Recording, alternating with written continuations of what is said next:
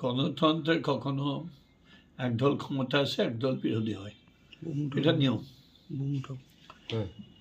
তা কিন্তু আজকে যিনি বিরোধিতা যাবেন, যারা যে দল, আর যারা আজকে রুলিং আসবে, তাদের মধ্যে একটা হেলদি রিলেশন থাকা উচিত।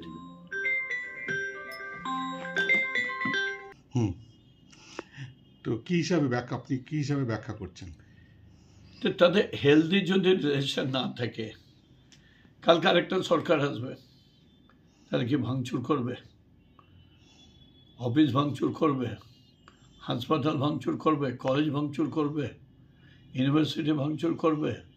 আমাদের যে মিউনিসিপ্যালিটির গাড়িগুলো রাখা থাকে, সেখানে গিয়ে ভাঙচুর করছে। হসপিটালে যে মাতৃমা, এতদিন মমতাদি মুখ্যমন্ত্রী ছিল, মুখ্যমন্ত্রীর ছবি থাকবে, কেন থাকবে? তাকে কৈফিয়ত দিতে হবে। এটা অ্যাডমিনিস্ট্রেশনের ব্যাপার, এটা তো হসপিটাল অ্যাডমিনিস্ট্রেশন ঠিক করবে যে কার ছবি থাকবে কি না থাকবে। সেটাই না, এই যে দলের যে বিপর্যয়টা হলো, এটাকে কি হিসাবে ব্যাখ্যা করবে? দেখেন, দলের বিপর্যয় যদি বলা যায়, তাহলে একজনই ব্যক্তি আছে, দলটাকে তিলে তিলে শেষ করে দিল, এটা অভিষেক ব্যানার্জি। আমার খুব কষ্ট লাগছে কালকে যখন টিভিতে দেখছিলাম যে মমতা ব্যানার্জিকে লাঞ্ছিত করা হচ্ছে, তার জামা কাপড় ছিঁড়ে দেওয়া হচ্ছে, ধাক্কা মেরে ফেলে দেওয়া হচ্ছে। এটা কিন্তু দেখিনি। প্রফুল্ল ঘোষ, প্রফুল্ল সেন, বিধান রায়, তারপরে অজয় মুখার্জি, শুরু করে জ্যোতিবাবু, বুদ্ধবাবু, মমতা ব্যানার্জি, এরকম আমি দেখিনি। মানে এরকম দেখবেন যে আশা করতে পারিনি। না, কোনোদিন দেখিনি। না, এর জন্য দায়ী কে? তাই আমি তো বলছি অভিষেক ব্যানার্জি। শুধু কি অভিষেক দল ব্যানার্জি? একদম অভিষেক ব্যানার্জি। কারণ যে দলটাকে ও নিয়ে গেছে যেভাবে কর্পোরেট হাউসের মতো, এখানে বাংলাতে এগুলো কর্পোরেট হাউসে চলে না। তারপরে তো মুখ্যমন্ত্রী এটাকে করেছে, সাপোর্ট করেছে। মুখ্যমন্ত্রীর সাপোর্ট, মুখ্যমন্ত্রীর কোনো উপায় নেই। কেন? মানে তার তৈরি করা দল এইভাবে ধ্বংস হয়ে যাচ্ছে। মুখ্যমন্ত্রীর কোনো উপায় নাই। মুখ্যমন্ত্রী ধৃতরাষ্ট্রের মতো আটকে রেখে দেওয়া হয়েছে।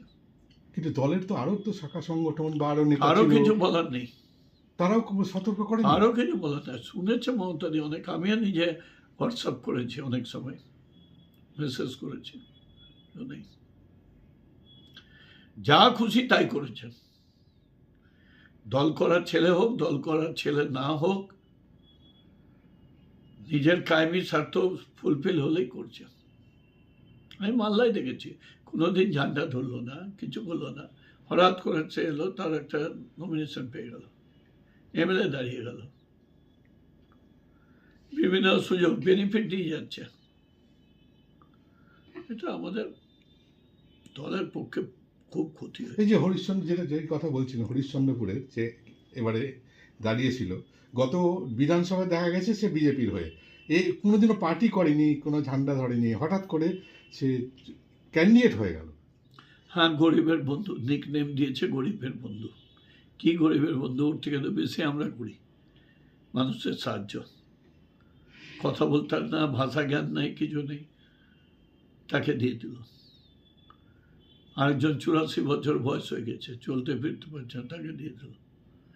এরকম অনেকগুলো কেস আছে। এটা মুখ্যমন্ত্রী